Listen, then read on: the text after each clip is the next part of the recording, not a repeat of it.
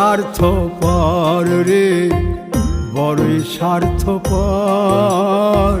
বুকের মাঝে জায়গা দিলে যতন কইরা ভাঙ্গে রে অন্তর।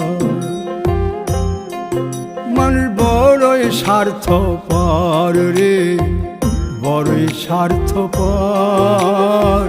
বুকের মাঝে জায়গা দিলে যতন কইরা ভাঙ্গে রে অন্তর।